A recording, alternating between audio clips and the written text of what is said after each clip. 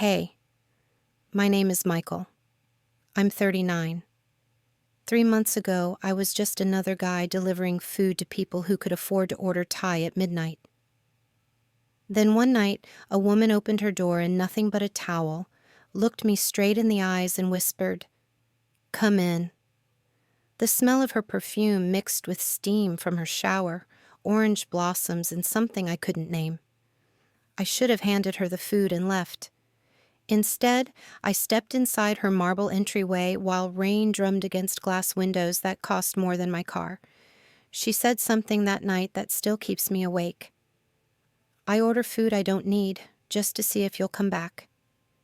If you're watching this right now, tell me where you're from in the comments, because I still don't know if what we did was wrong.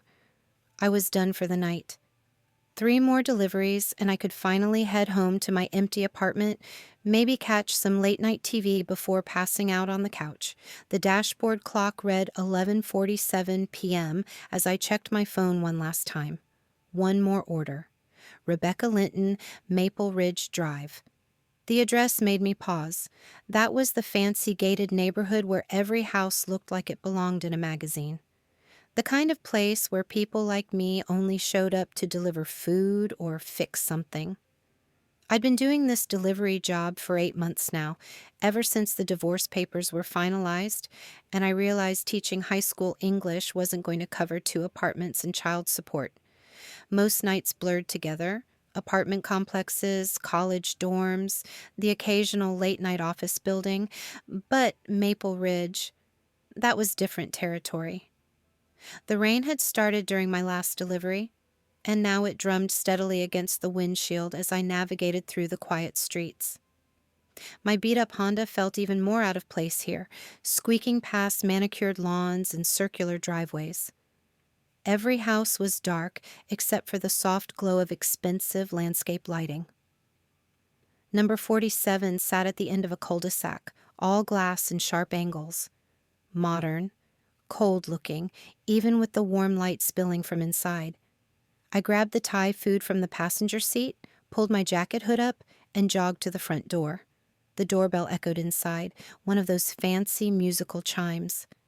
I waited, shifting from foot to foot, rain dripping off my jacket onto the pristine doormat. Footsteps, soft, like bare feet on hard floors. The door swung open, and my breath caught in my throat. She stood there in nothing but a white towel, her dark hair wet and clinging to her neck and shoulders. Steam seemed to rise from her skin. Her eyes, green I think, looked directly into mine with something I couldn't name. Surprise, maybe? Or recognition. "You're—" she started, then stopped. Her voice was softer than I'd expected, with just a hint of something southern. "Earlier than I thought." I held up the bag, trying to look anywhere but at the way the towel barely reached mid-thigh. "Thai Palace. Rebecca?" She nodded, stepping back slightly. The towel shifted with the movement, and I could see the curve of her collarbone, drops of water still catching the light on her skin. "Come in," she said, so quietly I almost missed it over the rain. I hesitated on the threshold, one foot already inside, the other still on the porch. The smart thing would be to hand her the food, take the money, and leave. That's what I should have done. Instead, I stepped inside. The house was all marble and glass, like stepping into a jewelry box. Everything gleamed: the floors, the light fixtures, even the air felt expensive. The smell of her perfume, mixed with something floral and warm, hit me immediately. Orange blossoms, maybe, with something deeper underneath. "Just give me a second," she said, patting away on bare feet. "Set it on the counter." I found myself alone in the massive entryway, still holding the bag of food. My jacket dripped onto the marble floor, each drop echoing in the silence. Through the archway, I could see into the kitchen. All granite countertops and stainless steel appliances that looked like they'd never been used. She returned wearing the same towel, but she'd tucked it more securely around herself. Her hair was still damp, leaving dark spots on her shoulders. "Sorry," she said, moving to the kitchen island. "I was in the shower when you called. Didn't expect, I mean, the app said 45 minutes. Traffic was lighter than usual." I set the bag down where she pointed, trying not to stare as she bent to open one of the containers. The towel rode up slightly, and I quickly looked away, my pulse hammering in my ears. She straightened, caught me looking at the ceiling, and almost smiled. "Hungry?" "What?" "You look like you haven't eaten in a while." I shrugged. Long shift. The sound of a fork hitting the floor made us both jump. She bent to pick it up, and I instinctively turned away, my face burning. When I looked back, she was standing again, the fork in her hand, watching me. "Thank you," she said quietly. "For what?" "For not looking." We stood there for a moment, the only sound the rain against the windows and the distant hum of some expensive appliance. She moved to close the front door, and I heard the soft click of the lock engaging. "Do you mind staying just a minute?" she asked, opening a drawer. "I need to find my wallet." I should have said I was fine waiting in the car. Should have made some excuse about other deliveries. Instead, I nodded. "How late do you usually work?" she asked, rummaging through what looked like a junk drawer, though even their junk looked organized. "Whenever the orders stop coming in. Sometimes 2, 3 in the morning." "That's late." She pulled out a leather wallet, real leather from the look of it. "Don't you get tired?" "I'm used to it now." I watched her count out bills, more than the order cost. "What about you? Up pretty late for a shower." "Couldn't sleep." She handed me the money, her fingers brushing mine for just a second. They were soft and warm. "My husband's out of town. Business trip. The house gets too quiet." I pocketed the cash, including what felt like a generous tip. Well, I should... A sound from upstairs made me freeze. Footsteps, maybe, or a door closing. "It's just the wind," she said quickly, but I could see something flicker across her face. "Old house. Makes noises." I nodded, though something felt off about the explanation. Right. "Would you like some water? For the road?" She was already moving to the refrigerator, pulling out a bottle. "You look thirsty." I was, actually. The Thai food smells had been making my mouth water for the past 20 minutes. "Sure, thanks." She poured herself a glass of wine from an open bottle on the counter, then handed me the water. Her movements were graceful, deliberate, like everything she did had been rehearsed. "Cheers," she said, raising her glass slightly. I took a sip of the water. It was the fancy kind, probably cost more per bottle than I made in an hour. She settled onto one of the high stools at the kitchen island, pulling her knees up. The towel barely covered everything it needed to. "So what do you do when you're not delivering food?" she asked. "This is pretty much it these days." I leaned against the counter, keeping what felt like a safe distance between us. "Used to teach." "English? High school?" "Used to." "Divorce is expensive." The words came out more bitter than I'd intended. "Sorry, you probably don't want to hear about that." "It's okay." She took a sip of her wine, studying me over the rim. "I don't mind." We talked for a few more minutes, safe topics, the weather, how long I'd been doing deliveries, how quiet the neighborhood was at night. But underneath it all, there was something else humming in the air between us. Something that made my skin feel too warm and my thoughts scatter every time she moved. I was about to say I should go when something on the refrigerator caught my eye. A child's drawing, all bright colors and crooked lines, with Michael written across the top in shaky letters. "That's..." I pointed at it, confused. She followed my gaze and her face went pale. "Oh, that. Is that supposed to be me?" "It's not... I mean..." She set down her wine glass, suddenly flustered. "Lauren's daughter, My housekeeper. She's artistic. She draws pictures for all the delivery drivers sometimes. I stared at the drawing. It showed a stick figure man with brown hair, my color, standing next to a car that looked suspiciously like my Honda. She's never seen me before tonight. Rebecca was quiet for a long moment, her fingers playing with the edge of her towel. She might have seen you through the window on other nights when you've delivered to the neighbors. It was a reasonable explanation. Kids notice things like that. Still, something about it felt off. Right, I said finally. The tension broke when she laughed, a real laugh, not forced. God, this is awkward, isn't it? Me in a towel, you standing there looking like you want to run. I don't want to run, I said, the words slipping out before I could stop them. The laugh died in her throat. She looked at me for a long moment, something shifting in her green eyes. No, no. She stood up from the stool, the towel adjusting itself around her body. I should probably get dressed. Probably, but neither of us moved. Could you... She gestured toward a high shelf behind me. There's a jar up there. I can't quite reach it. I turned around, stretching to grab what looked like a jar of honey from the top shelf.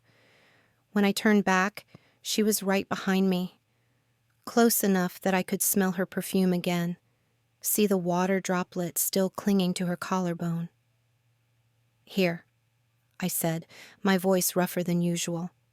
She reached for the jar, and our hands touched again. This time, neither of us pulled away immediately. Her fingers were warm and soft against mine. The towel had loosened slightly, and I could see more of her shoulder, the gentle curve where her neck met her collarbone. Rebecca. She looked up at me, her lips slightly parted. For a second, just a second, I thought about what would happen if I leaned down.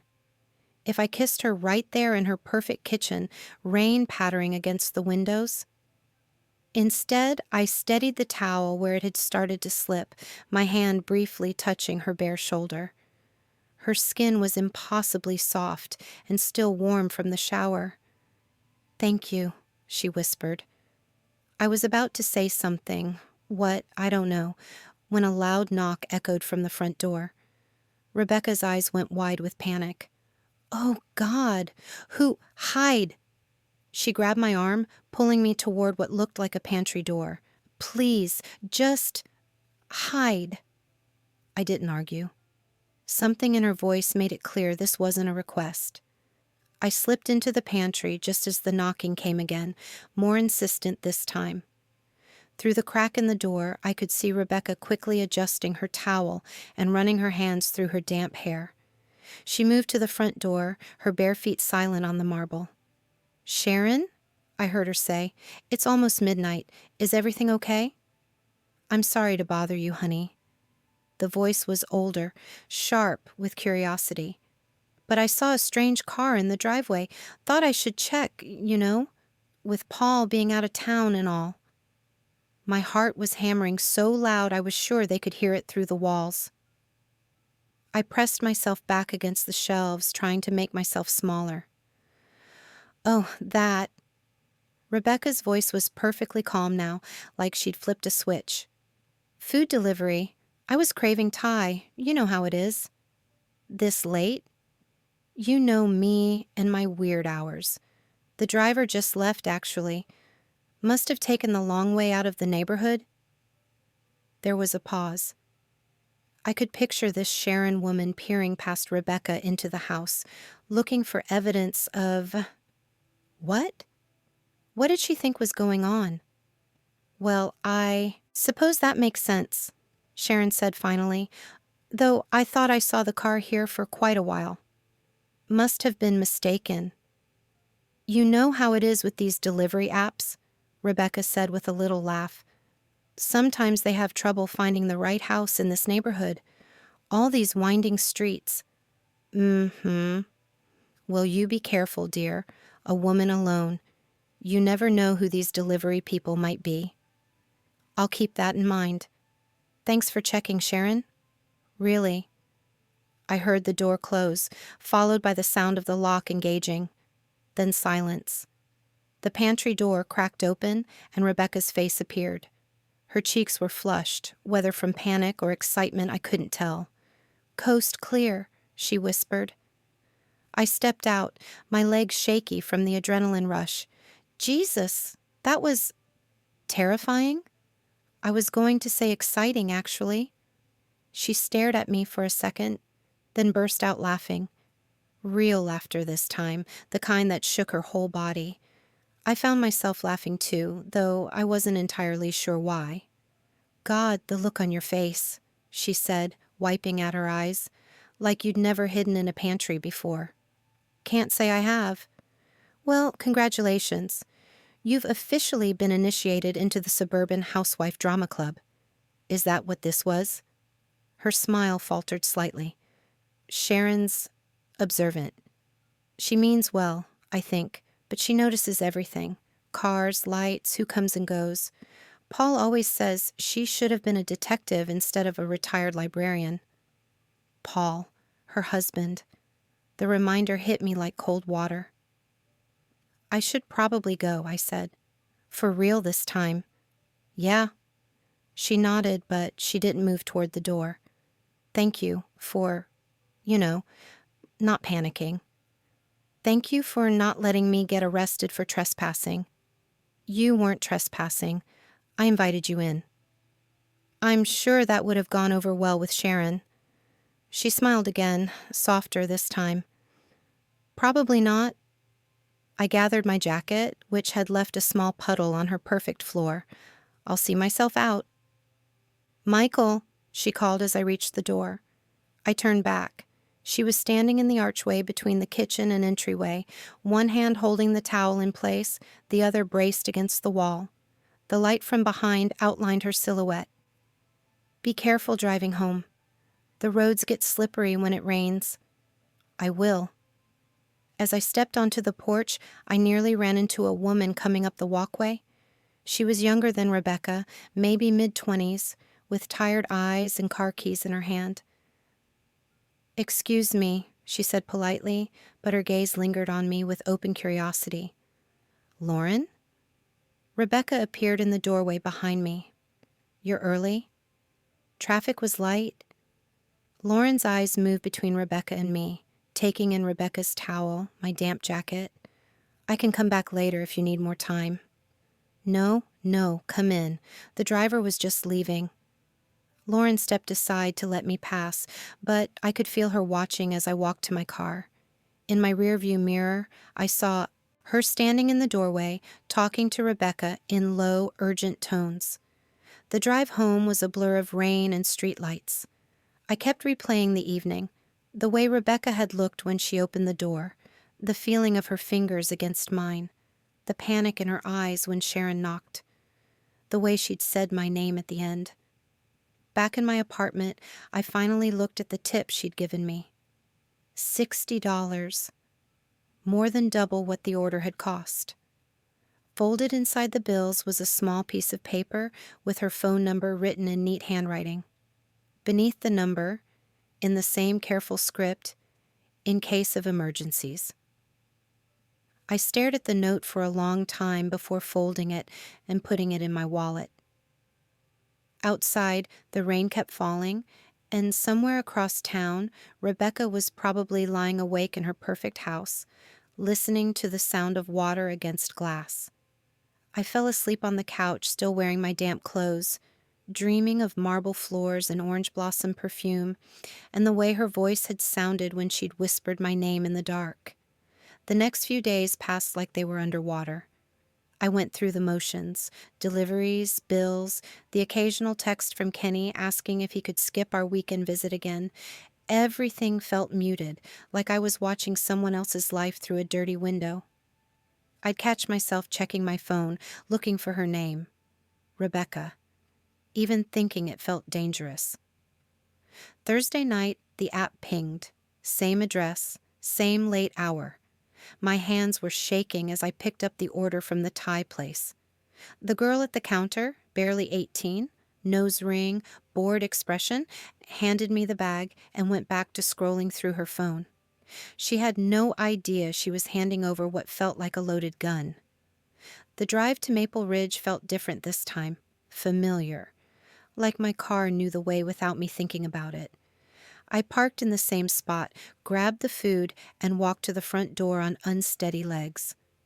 Before I could ring the bell, the door opened. Not Rebecca, Lauren, the housekeeper. She looked tired, like she'd been working all day.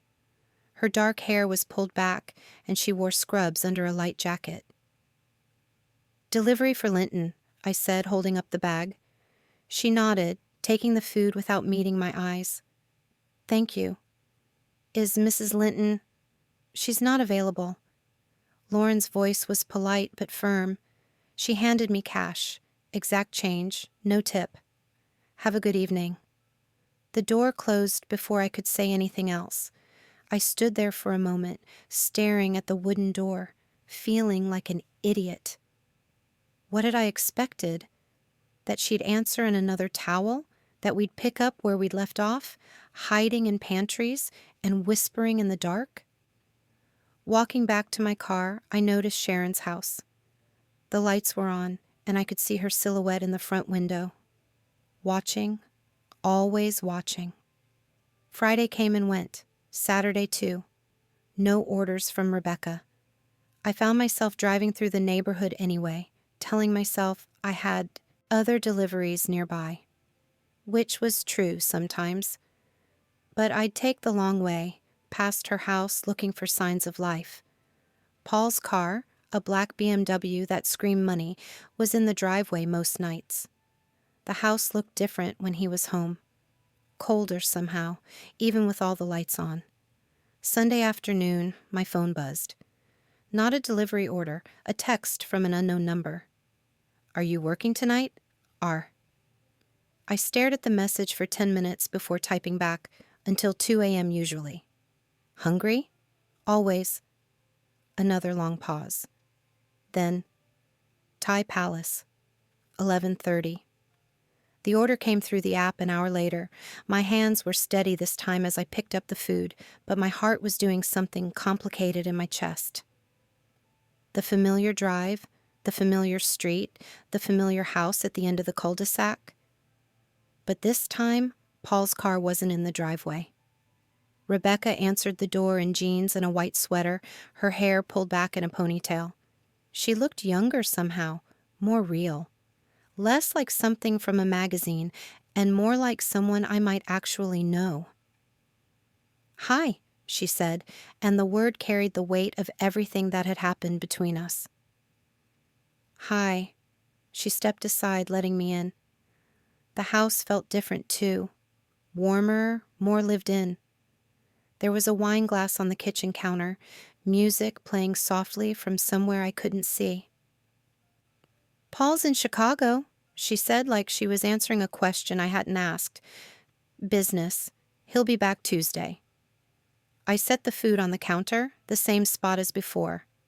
"How was your week?" "Long." She moved to the wine bottle, poured herself a glass, then looked at me.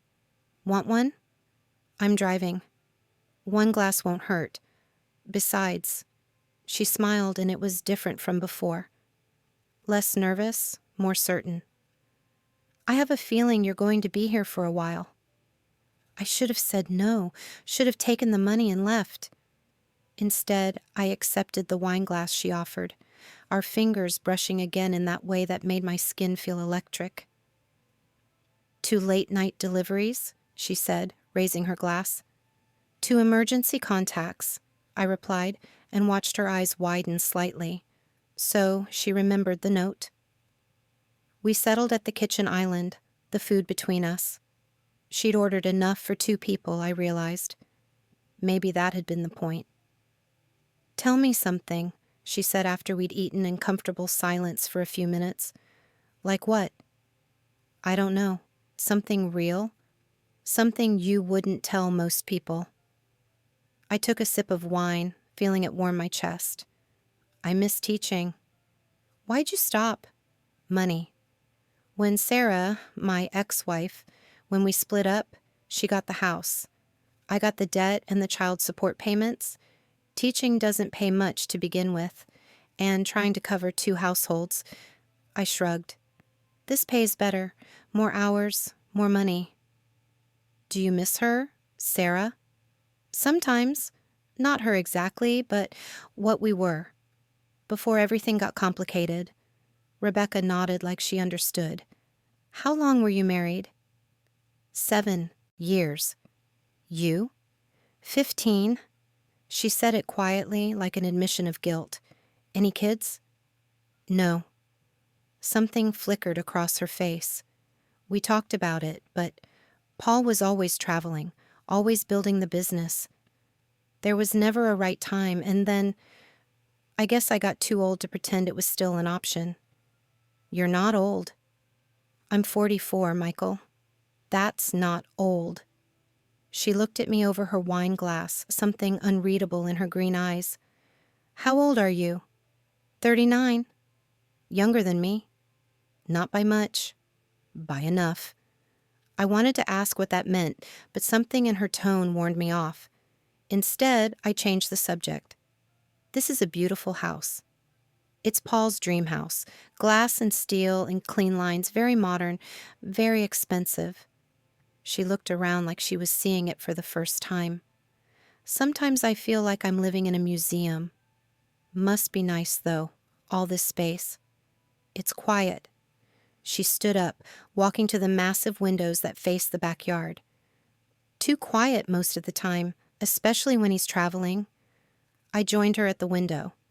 Outside, landscape lighting illuminated a perfect garden, every bush and flower arranged just so. It was beautiful and sterile at the same time. How often does he travel? 3 weeks out of every month lately, sometimes more. She leaned against the glass, her shoulder almost touching mine. Real estate development. Always chasing the next big project. That must be lonely. It is. She turned to look at me, and suddenly we were very close. Close enough that I could smell her perfume again, see the way the soft light caught in her hair. But I'm used to it now. You shouldn't have to be used to it. What's the alternative? I didn't have an answer for that. Couldn't have one, really. She was married. I was a delivery driver with an ex-wife and a kid I barely saw. Whatever was happening between us, this electric thing that made the air feel thick, it had nowhere to go. But standing there in her perfect, empty house, watching the way the light played across her face, I wanted it to go somewhere anyway. I should probably, I started. Stay, she said quickly, for a little while, please. So I stayed. We talked about books. She'd read everything, it seemed, while I'd been stuck in high school curriculum for years, about music, travel, dreams we'd had when we were younger. The wine made everything softer around the edges, easier to say. I wanted to be a writer, she admitted, sometime after midnight. When I was in college, I had all these grand plans. What happened? I met Paul. He was older, successful. He swept me off my feet with expensive dinners and weekend trips, made me feel special. She laughed, but there was no humor in it. I was 29 and tired of waiting tables. He offered security. Any regrets? About which part? All of it. She was quiet for a long time, turning her wine glass in her hands. I don't know. Yes and no. The life is comfortable. I never worry about money, never have to think about bills or rent or any of that. But sometimes I wonder what would have happened if I'd been brave enough to keep waiting tables and writing bad poetry. It's not too late, isn't it? Before I could answer, she stood up, walking to a drawer I hadn't noticed before. She pulled out a small notebook, pages filled with handwriting. I still write, she said, holding it like it might bite her. Stupid stuff, grocery lists that turn into poems, observations about the neighbors, stories about strangers I see at coffee shops. Can I read something? God, no. She clutched the notebook to her chest. It's terrible. I doubt that. I'm serious. High school English teacher judgment would crush my delicate artistic soul. I laughed. Ex-high school English teacher. And I promised to be gentle. She looked at me for a moment, then opened the notebook to a random page. Fine. But if you hate it, pretend you don't. She cleared her throat and began to read. The delivery driver has kind eyes. Brown, like coffee with too much cream. He tries not to stare when I answer the door, but I can feel his attention like sunlight through glass. Warm and dangerous. I order food I don't need, just to see if he'll come back. Tonight, he came back. She stopped reading and looked at me, her cheeks flushed. I told you it was terrible. That's about me. No, it's about a fictional delivery driver who happens to... Rebecca. She closed the notebook. It's just words on a page. When did you write it? Does it matter? Yes. The day after you first came here. I couldn't stop thinking about how it felt when you looked at me. Like I was real instead of just decorative. The air in the room shifted again, that electric tension crackling between us. She was still holding the notebook, but her eyes were on mine. I think about you too, I said quietly. You do? Every night. The way you looked in that towel. The way you said my name. The way you laughed when we were hiding from Sharon. She set the notebook down, took a step closer. Michael, I know this is crazy. I know you're married, and I'm just some guy who delivers your food, but I can't stop thinking about what would happen if... The sound of a car door slamming cut through the night air. We both froze, listening. What time is it? Rebecca whispered. I checked my phone. 2:15. Paul's not supposed to be back until Tuesday. Maybe it's someone else. But we both knew it wasn't. The sound of footsteps on the front walkway, keys jingling. Rebecca's face went white. The pantry, she hissed, but there wasn't time.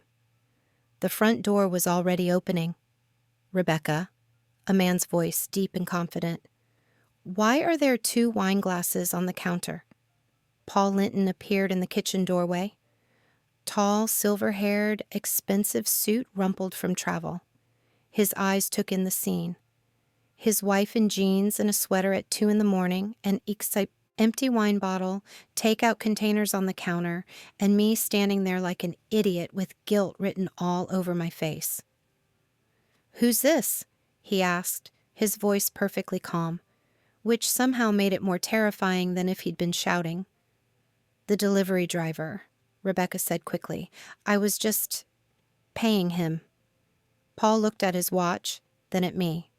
2:15 in the morning? The food was late, I said. Traffic. Traffic. Paul nodded slowly. At 2 a.m. on a Sunday night.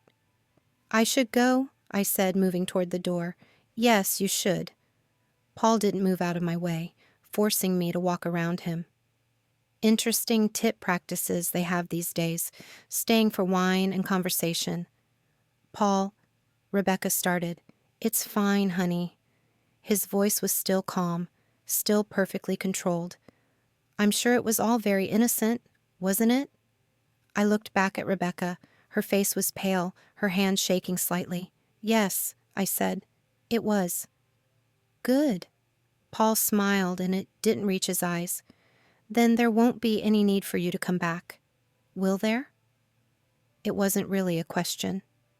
I nodded, grabbed my jacket, and headed for the door.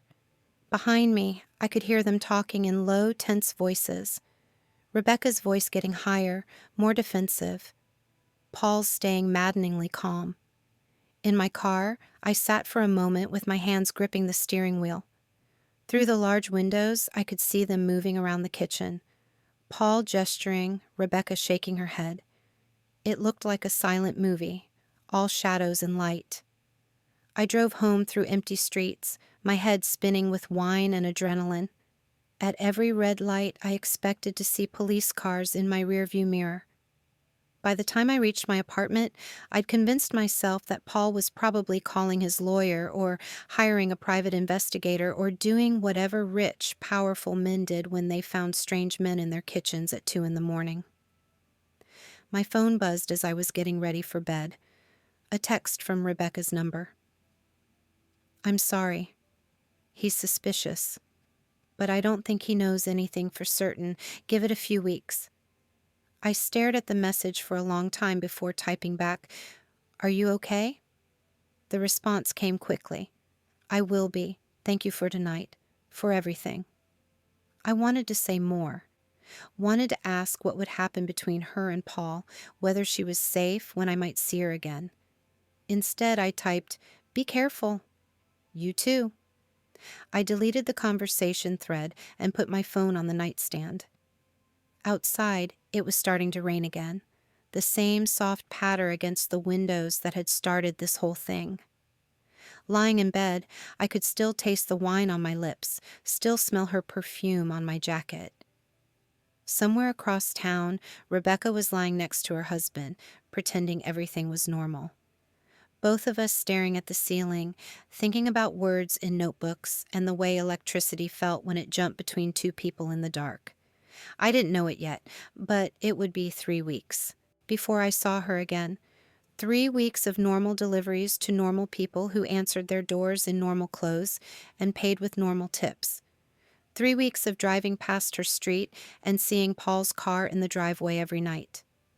3 weeks of learning that some hungers only get stronger when you try to starve them.